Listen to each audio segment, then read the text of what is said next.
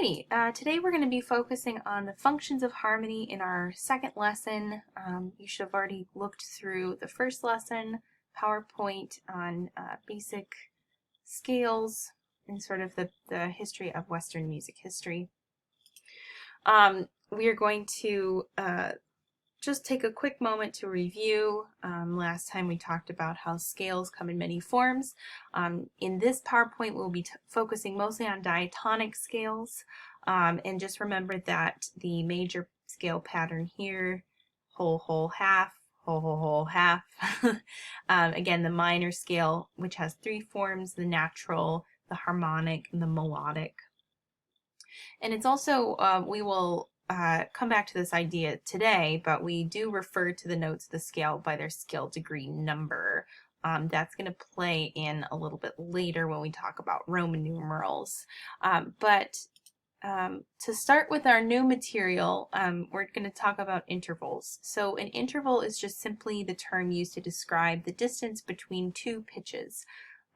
You can have very close intervals, like a major second, major third, or you can have larger intervals, like an octave or a seventh, etc. You can also have different kinds of intervals depending on the distance.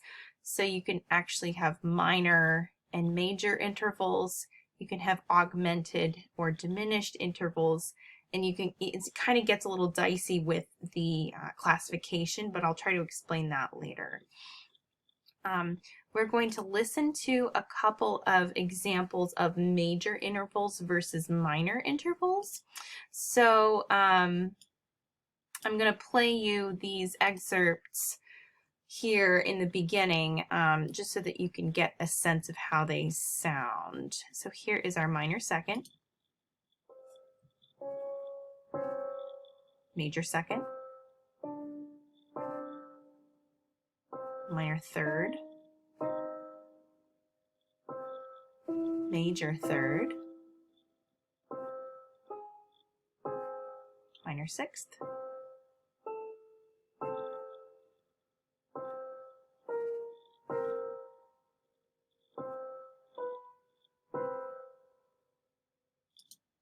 so as you can see and hear, the major intervals are always a bit larger by a half step, right? And in that way, the notes sound further apart. It's not always dissonance versus consonance, or, good sounding versus bad sounding, but it just has to do with the actual distance between those two notes. You have your very close together intervals here that sound very, very clashy.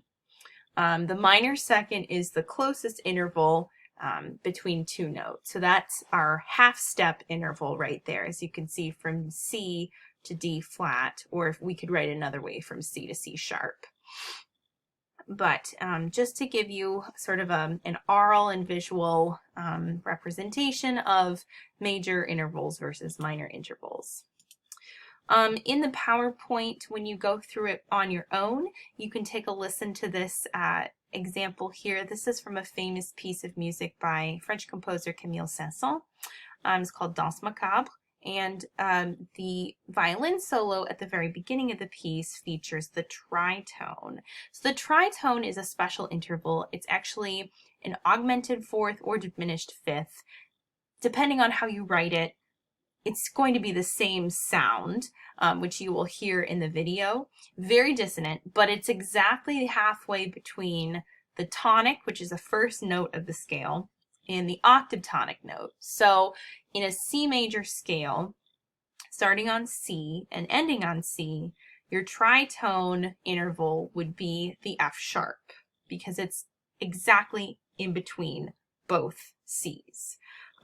Find that on your keyboard, and you can look at that, and you can also see that it splits it completely in half, so it's the same distance either way, and it's a very clashy sound, as you'll see in the video, and as if you are playing on your keyboard right now.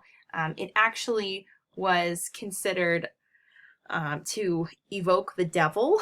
A lot of times you know, in earlier Western music history. So a lot of composers actively avoided writing it because if they did, it was believed that they were trying to, you know, evoke the devil or, you know, Satan worship or whatever. So, but then, you know, more modern composers actually started to write it intentionally for these, you know, spooky sounding pieces. So take a listen to that. It's a great piece of music if you are not already familiar with it.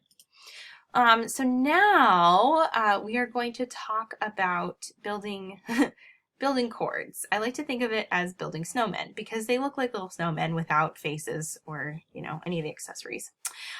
So a triad is 3 notes. So there are intervals between each of these 3 notes, and the relationship between each of the 3 notes kind of dictates what kind of chord it is, how it sounds, and how it functions within the context of a piece. So it's important to remember that the root is to tonic as chord is to scale. So the root of a chord here is like the first note of a scale. Root and tonic are kind of the same idea of it being the first note, the most important note, the note around which everything is based. So I think I wrote that a little bit confusingly, but it's just important to remember that the root and the tonic function the same way as being the most important note and the most, like the basic note of either a chord or a scale. So when we talk about chords, the root of the chord is not always on the bottom. We will get into that later, but in this context, we're always going to be focusing on chords that are in root position. And root position means that we have a nice, beautifully even snowman.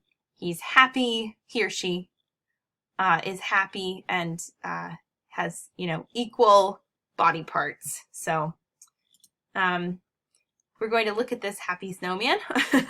I realize that this only has 2, you know, balls, but there should be 3. There should be 3 notes. So here we have a major triad snowman, and the formula for major triad is a major third plus a minor third. A major third here, so we're looking, so we have G to B, which is a major third, and then B to D, which is a minor third. So go ahead and play that on your keyboard. And this is a G major scale, or sorry, G major chord. A G major chord there. So major third plus a minor third. A minor snowman, see he's all sad, he or she. We have kind of a different layout. We have a minor third, which is stacked on the bottom, plus a major third. So this is kind of switched. A major third is on top instead of being on the bottom in this example here. So go ahead and play this chord on your keyboard. This is C, E flat, and G, which would also be a C minor chord. You can tell this because the chord itself is in root position, right? Because you have 3 notes stacked on top of each other like a beautiful even snowman. And to know that it's in root position, you can just know that it's going to be some kind of a C chord because it's in root position. When we went, let's go back to this for a second. This is in root position, right? Because it's all beautifully stacked on top of one another very evenly. So the bottom note in this chord can tell us what kind of chord or what scale it belongs to. G, G major, it's a G major chord. C, C minor chord. Okay. You can kind of, if you want to use this time to pause the video and try to like absorb that, play it, experiment with other triads in root position with 3 notes stacked on top of each other. Okay, so moving on now, we're going to talk about diminished and augmented triad snowmen. So these are a little bit more lopsided. We have a smaller chord here. The diminished triad is a minor third plus a minor third. So here we have C sharp, E, and G. In the example that I'm going to play for you in a second, we're actually going to stick with a C diminished triad that does not look like this. But this is also another kind of triad here, which is augmented. You have a major third plus a major third. So we have C, E, and G sharp. So I'm going to go through and play an example of each of these kinds of triads so that you can hear sort of how it's supposed to sound. There's our major.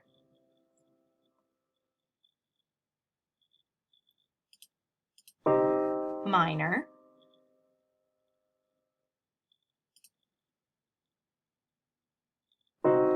Here's our diminished, minor third plus minor third.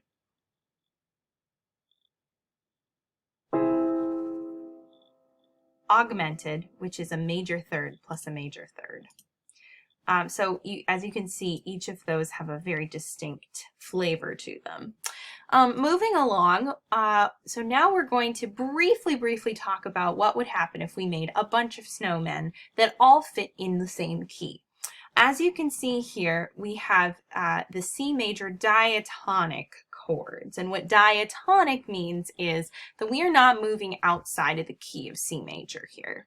All of the notes on the staff, as you can see, have the same notes that would come in a C major scale, right? In a C major scale, we don't have any accidentals. We don't have any sharps or flats. And here you can see that all of these notes appear in the key of C major because there are no accidentals, right? So that's what diatonic means in this sense.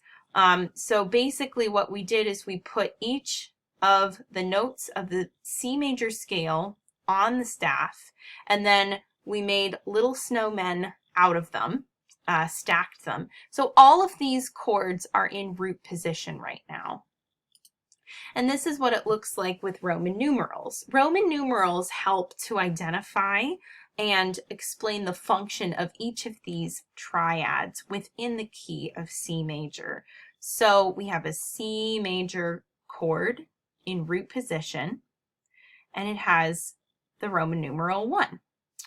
Here we have D, F, and A. D, F, and A make up the notes of a D minor triad. Okay, so this D minor triad is the second note of the C major scale, right? Root position. And because it's minor, we write it as a lowercase Roman numeral.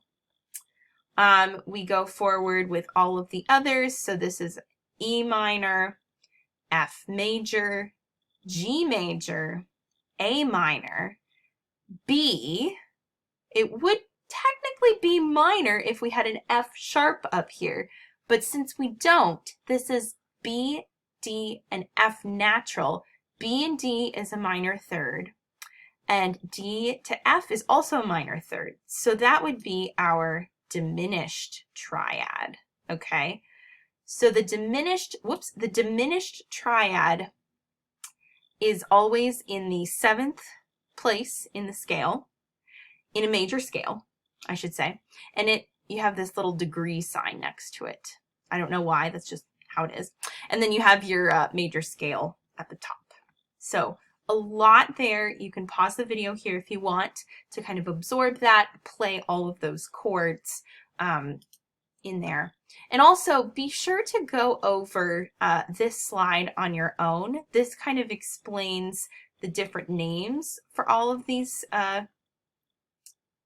scale degrees and their chords, but we will go over that together in more detail in the next video. So thanks and good luck.